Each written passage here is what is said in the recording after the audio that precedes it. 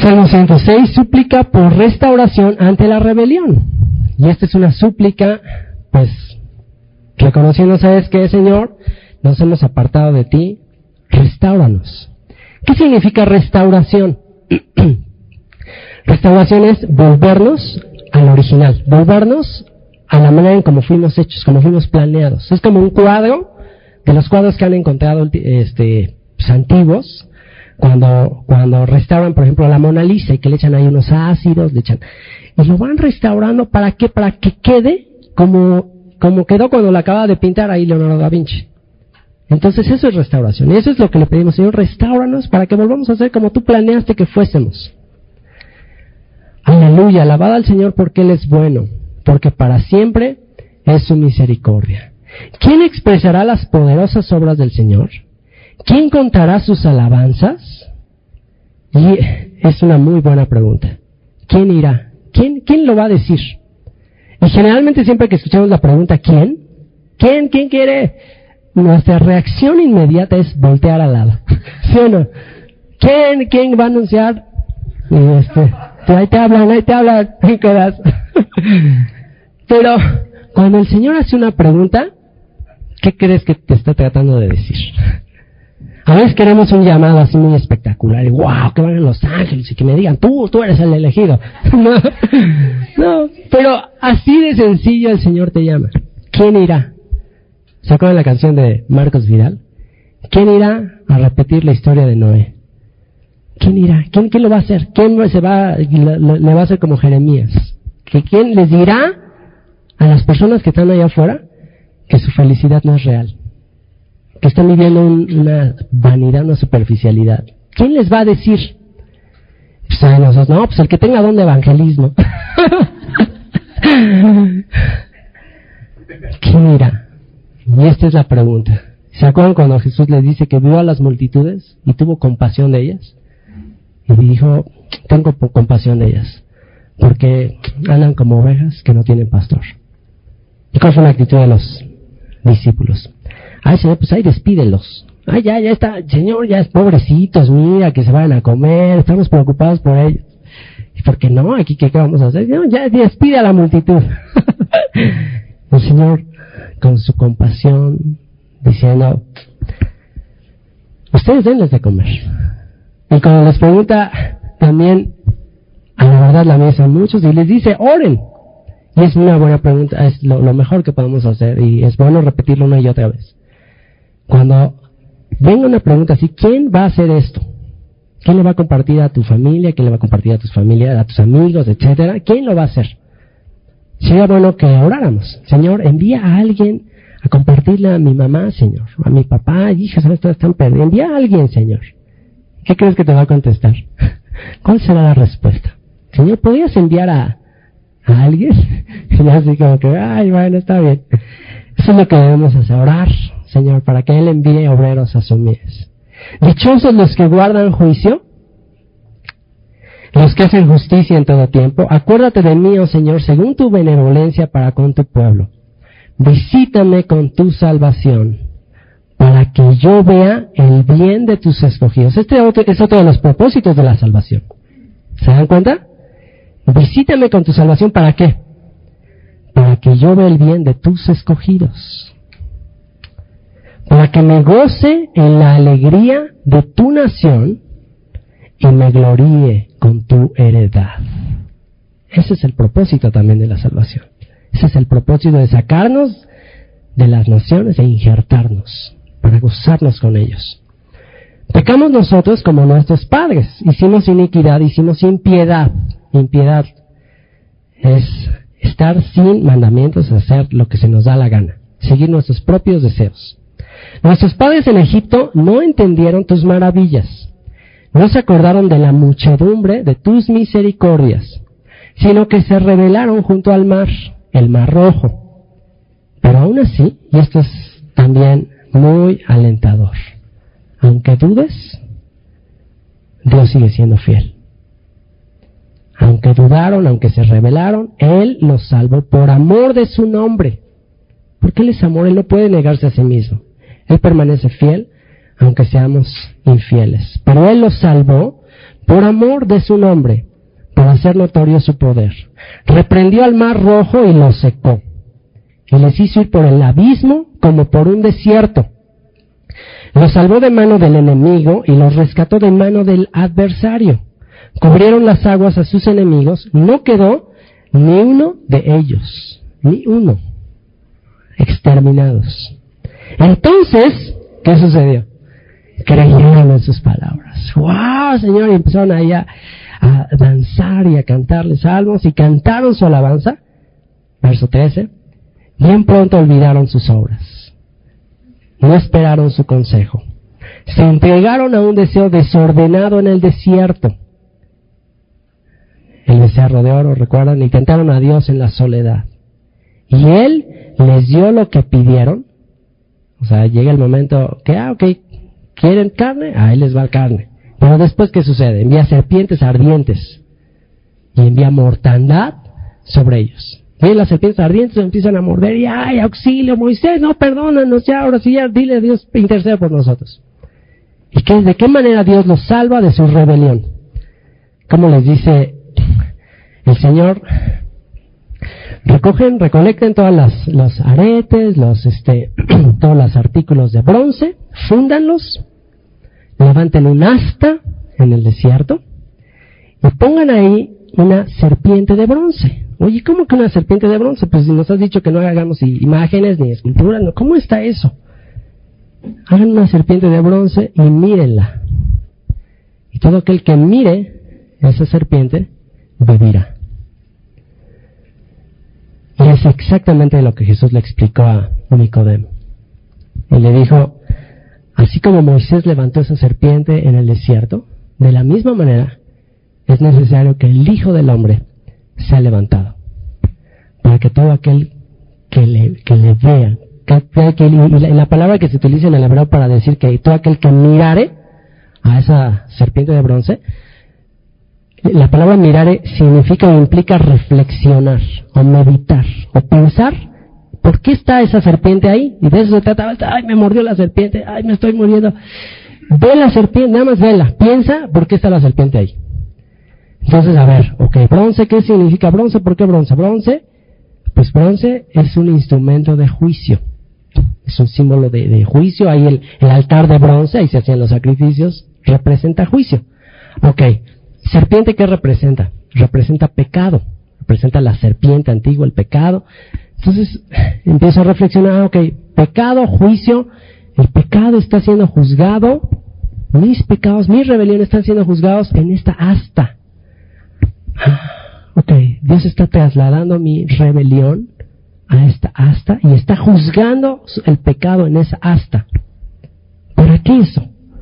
Para que un día comprendieran que el Hijo del Hombre sería levantado en esa asta.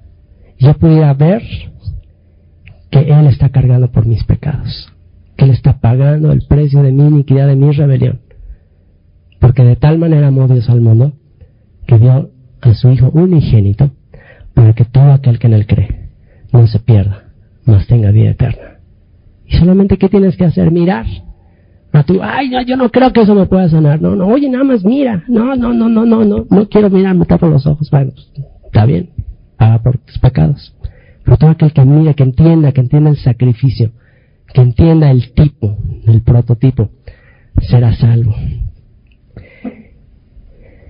Tuvieron envidia de Moisés en el campamento, verso 16. Y contra Aarón, el santo del Señor, entonces se abrió la tierra y tragó a Datán, y cubrió la compañía de Abiram. ¿Se acuerdan? La rebelión de Coré. Adiós. Números 16.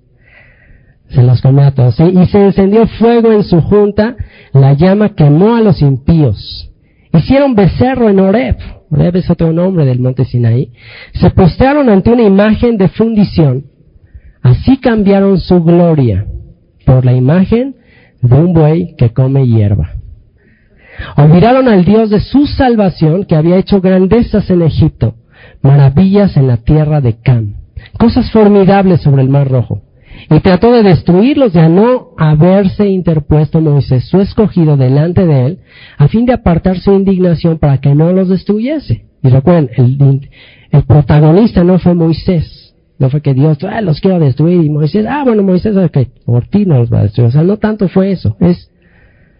Dios inclinó el corazón de Moisés a esta petición, a esta oración. Moisés va a interceder por el pueblo y entonces le da una razón válida a Dios para tener misericordia. ¿Y se acuerdan qué es lo que le dice el Señor? Tendré misericordia de quien tenga misericordia y me compadeceré de quien me compadezca. Es por mi misericordia que me voy a compadecer de ellos. Tiene misericordia, guarda su pacto con Abraham, Isaac y Jacob. Y dice el verso 24, pero aborrecieron la tierra deseable, no creyeron a su palabra. Antes murmuraron en sus tiendas y no oyeron la voz del Señor. Por tanto alzó su mano contra ellos para abatirlos en el desierto y humillar su pueblo entre las naciones y esparcirlos por las tierras. Se unieron a sí mismo a Baal peor y comieron los sacrificios de los muertos. ¿Se acuerdan cómo llega Balaam y empieza, pues no los maldice, cambia la maldición en bendición, pero después les hace una sugerencia? Y a los madianitas les hace la sugerencia, bueno, ¿sabes qué?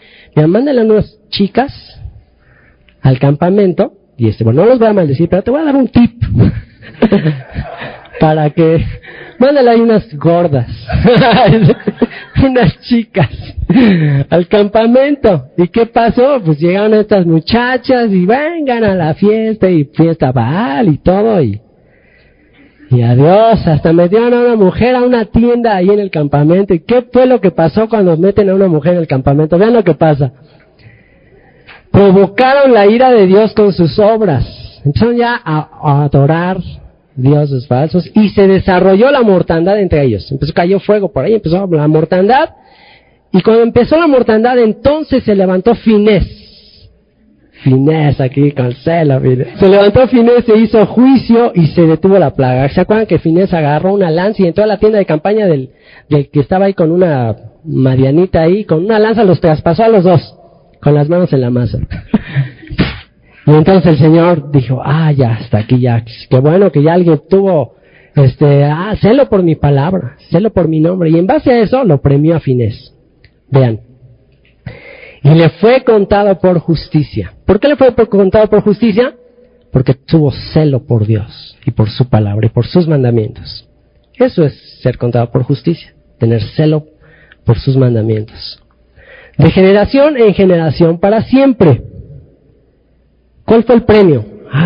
Finés, ¿tuviste celo por mi palabra? De ahora en adelante, el sumo sacerdote descenderá de ti. Solo los sumos sacerdotes descenderán de Finés. Así que hay una buena recompensa por tener celo de la palabra. ¿Cuál es la recompensa de tener celo por la palabra? Los harás reyes y sacerdotes. Si tú tienes celo por la palabra, serás sacerdote del Señor. Y dice, y le fue contado por justicia de generación en generación para siempre. También le irritaron en las aguas de Meriba, y le fue mal a Moisés por causa de ellos. Llega y pues golpea la roca 2 veces, y el Señor lo llama y, ¿qué te dije? Pues que le hablara, Señor. Le golpeaste 2 veces, pues no vas a entrar a la tierra prometida. Y aprenderás a santificarme delante del pueblo, porque tú eres mi representante. Y eso es de tenerle temor al Señor. Tú eres representante y cuida de cómo representar a Dios ante la gente. Señor, ¿de veras que ya no lo vuelvo a hacer? No, Moisés, no quiero hablar al respecto. No vas a entrar, la vas a ver de lejos. Hay que hacer la palabra de Dios con lujo de detalle. Porque hicieron revelar a su espíritu y habló precipitadamente con sus labios. Y esto, por eso es tardo para hablar, lento para airarte, pronto para escuchar. Porque precipitadamente en la ira del hombre no obra la justicia de Dios. Cuando estamos enojados, sin duda, no vas a obrar con justicia. A menos que sea un celo de parte del Señor, ahí sí, es otra cosa. Pero cuando es nada más ira humana, ahí no obra la justicia de Dios. No destruyeron a los pueblos que el Señor les dijo. Dios les dijo, destruyan. ¿Se acuerdan lo que le dice a Saúl? Destruye a los amalecitas, destrúyelos del todo. Y no, pues guardé al rey Agag, Señor, porque pues, para que sea nuestro siervo, y mira, también todas estas ovejas, para hacerle sacrificio. ¿Y qué pasa? El Señor ve más allá de lo que podemos ver. Por eso nos dice, obedece. Porque ¿quién finalmente le quita la vida a Saúl? Un descendiente de Agag, una malecita. ¿Y quién desciende de Agag también? Pues Amán, el que iba a exterminar a los judíos en la época de Esther. Por algo Dios les dijo, extermínalos, porque eso es lo que va a pasar si dejas algo ahí. No destruyeron a los pueblos que el Señor les dijo. Antes se mezclaron con las naciones y aprendieron sus obras y sirvieron a sus ídolos, los cuales fueron causa de su ruina. Sacrificaron sus hijos y sus hijas a los demonios y derramaron la sangre inocente, la sangre de sus hijos y de sus hijas, que ofrecieron en sacrificio a los ídolos de Canaán, y la tierra fue contaminada con sangre. Aún Salomón llegó a hacer esto. Primera de Reyes capítulo 11, aún Salomón llegó a estos extremos. ¿Por qué? Porque Salomón no obedeció exactamente, literalmente, lo que tenía que hacer de acuerdo a Deuteronomio 17. Que tenga un libro de la ley que escribe el rey y que todos los días la lea para que se mantenga en mis mandamientos. Que no acumule mujeres, que no acumule caballos. Pero ¿qué pasó? Pues fue justamente lo que hizo. Acumuló caballos, mujeres y pues al ratito, adiós. Y esto es como moraleja para que cuando Dios nos hable, es en serio. O sea, no hay una cláusula que diga, mira, no, a ti eso no aplica. Esto no hay bronca, a ti no te va a pasar eso. No, claro, o sea, si no obedecemos también nos va a pasar. Se contaminaron así con sus obras y se prostituyeron con sus hechos. Se encendió por tanto el furor del Señor sobre su pueblo y abominó su heredad. Los entregó en poder de las naciones y se enseñorearon de ellos los que les aborrecían. Y comenzó con Jeroboam, vino Asiria, después Babilonia, los medos, los persas, Grecia, Roma. Pero todo eso, aún la caída, aún la rebelión, aún eso Dios lo usa. ¿Para qué? Para cumplir su promesa de te esparcir entre todas las naciones. Pero resultará que en los postreros tiempos, si estuvieras en lo más lejano de las costas, si ahí te acordaras del Señor, y si ahí te arrepintieras, el Señor tendrá misericordia de ti, y te recogerá de todas las naciones a donde fuiste esparcido, y te regresará a tu lugar, y mostrará que aún esa caída fue para bendecir a las naciones, que aún el tropiezo del pueblo de Dios fue para llevar la simiente y dispersarla en todas las naciones, y que al final todos fueran salvos. Qué grandezas de la sabiduría de Dios. Sus enemigos los oprimieron y fueron quebrantados debajo de su mano. Muchas veces los libró, mas ellos se rebelaron contra su consejo y fueron humillados por su maldad. Con todo, él miraba cuando estaban en angustia y oía su clamor. Con todo. Esa es la naturaleza de Dios, misericordia. Y se acordaba de su pacto con ellos y se arrepentía conforme a la muchedumbre de sus misericordias. Hizo asimismo que tuviesen de ellos misericordia todos los que los tenían cautivos. Sálvanos, Señor Dios nuestro, y recógenos de entre las naciones. Este es el clamor. Recógenos, Señor, para que alabemos tu santo nombre, para que nos gloriemos en tus alabanzas. Sálvanos, Señor, regrésanos a ti. Bendito el Señor Dios de Israel, desde la eternidad y hasta la eternidad. Y diga todo el pueblo, amén, aleluya. Termina el libro número 4 de los Salmos. Aleluya. Termina el libro número 4 de los Salmos.